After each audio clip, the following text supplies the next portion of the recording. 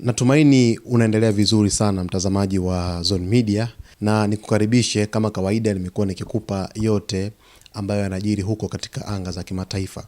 Taifa la Irani linapitia wakati mgumu sana, hasa ushirikiano na mataifa mengine duniani kutokana na kuwekewa shinikizo kubwa, lakini vikwazo vinavyoitawala taifa hilo, lakini vile vile bado kumekuwepo na mashinikizo mengi ambayo yanaiweka Iran kwenye wakati mgumu sana.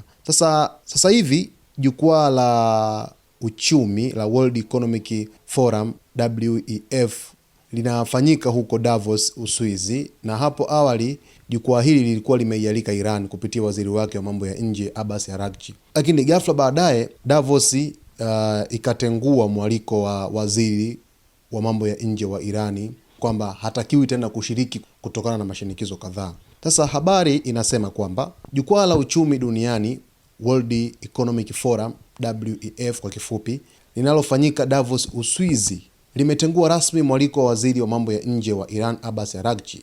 Hatua hiyo imekuja kufuatia shinikizo kubwa la kimataifa kuhusiana na rekodi ya haki za binadamu nchini Iran.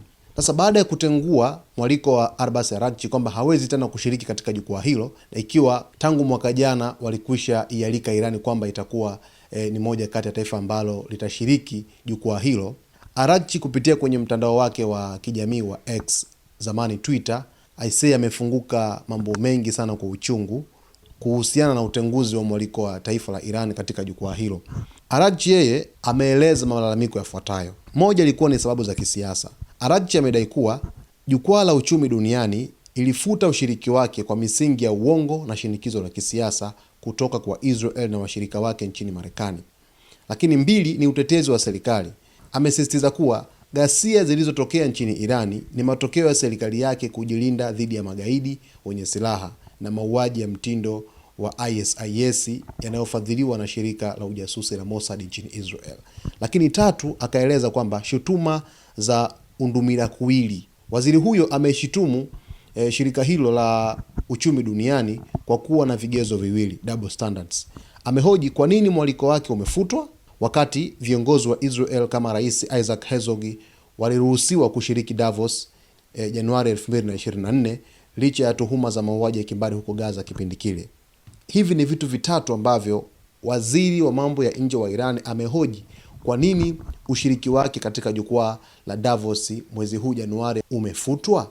Irani bado inakumbana na changamoto nyingi sana na mashinikizo ya kimataifa, na amesema kwamba hii inachagizwa pamoja na Israel wenyewe, lakini vile vile na washirika wa Marekani na Marekani wenyewe, kwamba walialikwa vizuri, lakini kutokana na maandamano ambayo yalitokea nchini Irani tangu tarehe 28 Disemba mwaka jana hadi kufika huu mwaka 2026 mwanzoni hapa tarehe 7-8 ya kuweza kuisha.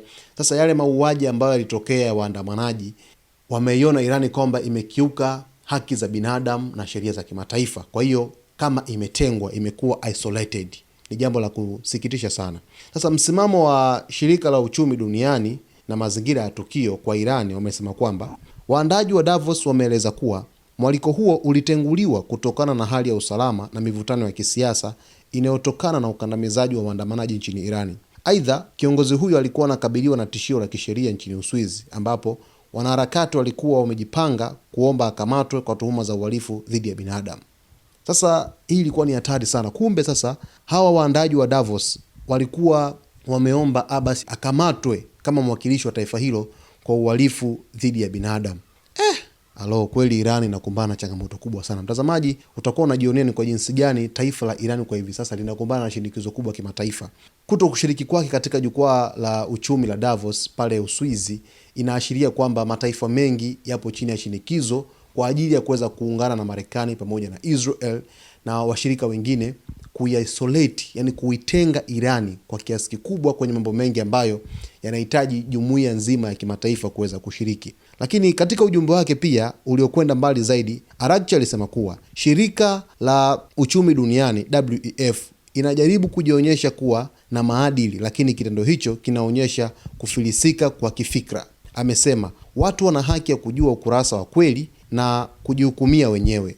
Waziri Araghchi ameeleza kwa uchungu sana kuhusu kile ambacho kimetokea Davos pale Uswizi, kwamba alialikwa vizuri, kwamba Irani itakuwa ni mshiriki mojawapo katika jukwaa hilo kubwa la uchumi, ambapo hadi rais wa Marekani Donald Trump yumo ndani ya jukwaa hilo. Lakini ghafla mwaliko wake ukatenguliwa, akihusishwa zaidi kwamba taifa lake limefanya mauaji ya waandamanaji kwa kiasi kikubwa sana, hivyo wamekiuka zile sheria za kimataifa kwa kiasi kikubwa. Lakini yeye amehoji kwa nini Israel, kipindi kile katika vita vya Gaza vimeshamiri, Januari 2024 rais wa nchi hiyo Isaac Herzog alialikwa kushiriki na akashiriki.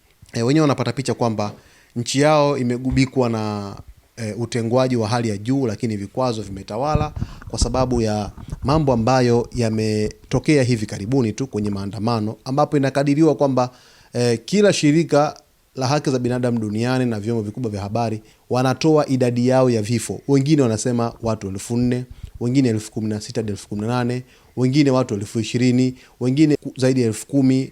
Rekodi zimekuwa ni nyingi ambazo zinatolewa za takwimu kuhusu mauaji ambayo yalifanyika pale katika taifa la Iran. Lakini amesema kwamba chochote kilichofanyika katika maandamano, kilichofanywa na serikali dhidi ya waandamanaji, kilikuwa ni kwa ajili ya kuweza kulinda taifa lao, kwa sababu waligundua kwamba kuna waandamanaji ambao waliambatana na silaha ili kuweza kuua waandamanaji. Na Rais Trump alikuwa amepeleka vitisho vikubwa kusema kwamba endapo watasababisha mauaji kwa waandamanaji, basi Marekani itaingilia kati sakata hilo na kuwatetea waandamanaji. Kuto kushiriki kwa Irani katika jukwaa la Davos kunaonyesha dhahiri shahidi kwamba taifa la Irani linazidi kutengwa kimataifa. Tena wamepata kisingizio kikubwa sana kwenye maandamano ya Irani na mauaji yaliyofanyika.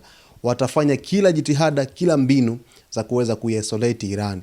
Sasa wameenda mbali zaidi kwamba waandaji wa jukwaa hili la uchumi duniani walikuwa wamependekeza kwamba endapo Abbas Araghchi ataingia nchini Uswizi, basi akamatwe moja kwa moja kwa uhalifu wa kivita.